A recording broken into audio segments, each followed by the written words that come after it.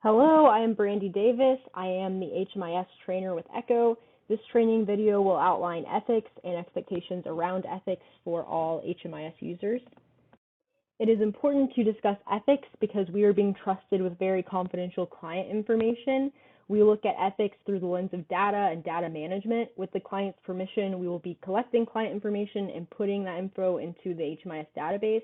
The data we are collecting includes their personal identifying information, history of homelessness, disabilities, among others. If this information is mishandled, it would be catastrophic for the client and our community as a whole. We want to make sure we're respecting client confidentiality and privacy and maintaining client trust. Part of ethics and values is recognizing that each client has dignity and worth, and it's important that we recognize client self-determination and that a client makes a choice in what they feel comfortable disclosing to us. Clients can refuse to answer any questions we ask them at any time and won't be denied services because of this, unless we need to know that information to determine eligibility for a specific program. Like if a client refuses to tell us their veteran status, we would not know they were eligible for veteran housing programs.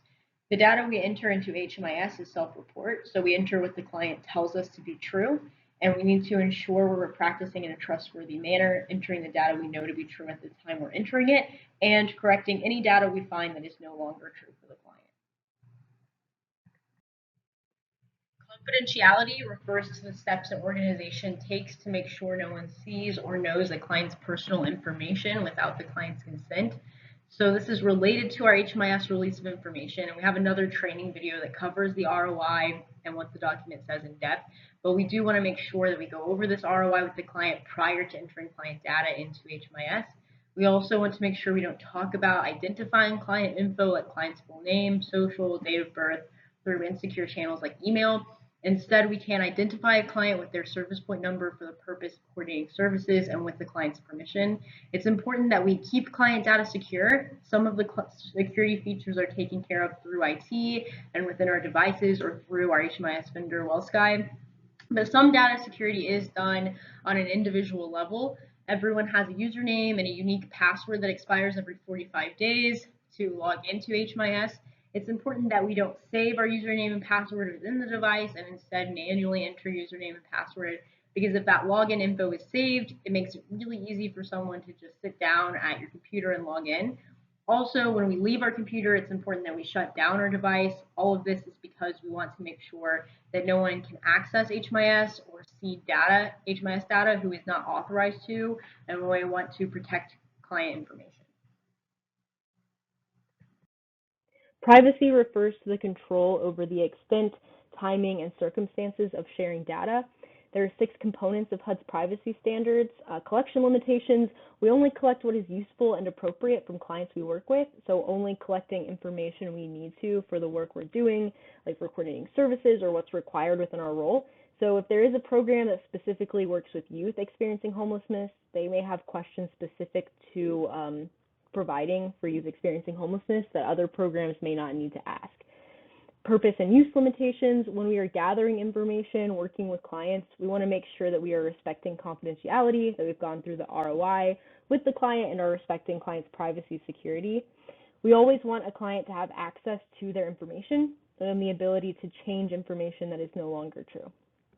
And we want to make sure we're entering quality data, entering what the client tells us to be true and entering that information in a timely manner. And for our COC, that expectation is that we enter client data within 5 business days of the client interaction. And we have another training video specifically around expectations for data quality. Security refers to the means of ensuring that data is kept safe from corruption. Many of these security features are covered by IT departments at your agency, and some security features are taken care of through WellSky and HMIS. This includes authentication, virus protection with auto updates, firewalls, encryption, location control, backup disaster recovery, and system monitoring. All of these are to ensure security. We also have what's called a PKI, or public key infrastructure. This was created for us by our vendor, WellSky. We install the PKI on your devices after you complete new user training, and only devices that have that PKI installed can access HMIS.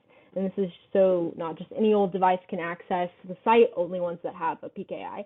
You'll also need a license assigned to your profile to be able to access HMIS, and that license will also be assigned after you complete new user training. You will have a username and a unique password to log into HMIS. That password expires every 45 days, and you'll be prompted to create a new one when that happens. This is the privacy notice, and it should go up in all spaces where you'll be collecting data from clients. This is the language that the ROI uses, and HUD requires us to use this and have it posted in offices so clients know that it's a safe place where their privacy is taken seriously. And it again reminds clients that they can refuse to answer any questions at any time and won't be denied services because of that. This is the new user agreement. I'll need to have this signed and back from each of you. This is agreeing to follow the guidelines we have covered around ethics, privacy, and security, agreeing to go over the ROI with clients, and abiding by what the client consents to. This is also agreeing that we will only look up client records when necessary for job duties and coordinating services. Failure to uphold the confidentiality standards agreed to in this document is grounds for immediate termination from the HMIS system.